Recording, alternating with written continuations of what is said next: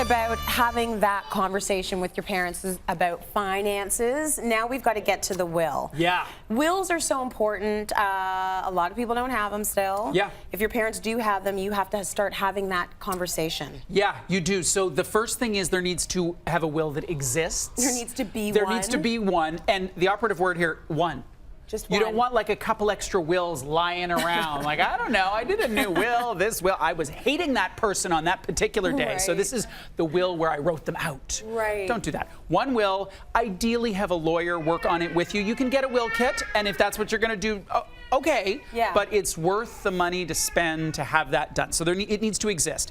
I recommend, depending on the relationship, that the parent and the kids go through the basics of the will.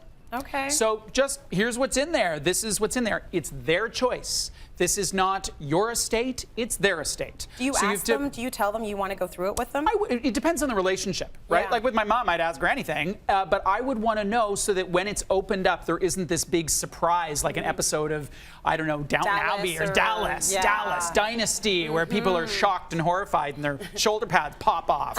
We don't want that. No. We want the people to just know. So what are the expectations? Here's another example. A lot of young people are dealing with the challenges of funding their family and funding retirement at the same time. It's a really hard thing.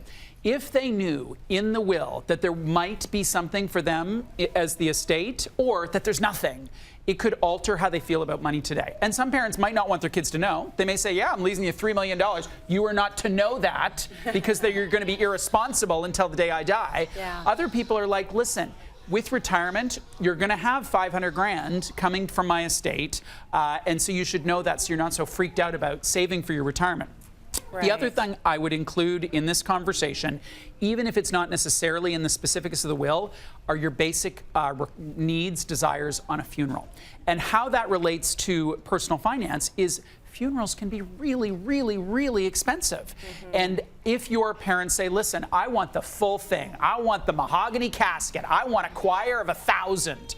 Okay, but have they thought about how they're going to pay for that? Or if they say, listen, I want to be cremated, scatter my ashes in a lake somewhere, then you don't accidentally spend 20 grand for stuff they don't want. Right. So if that's not outlined, then you can be spending money that's inconsistent with what it is that they want. That's good. I think it's a good conversation to have. If you start having that conversation and things stall, do you just keep chipping away at it? I would keep chipping away at it because I believe the usefulness is so critical that I would still have it, but you don't want it to be a thing. I mean, some parents, when you have this conversation, their interpretation could be, they want my money. They want my money and they want me to die. Wow. Wow. I can't even believe it. I raised these children and they want to kick me to the curb.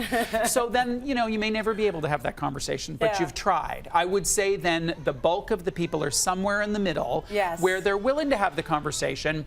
Better early than late. Yeah. So if your parents are in their early 60s, have it now. Their life expectancy is probably 80 plus, but have it now so that it's on the Word document somewhere. It's just organized, and then you're not thinking about it if there's a diagnosis or a sudden death. Once again, it comes from a place of love. Love! So the way you communicate it is crucial.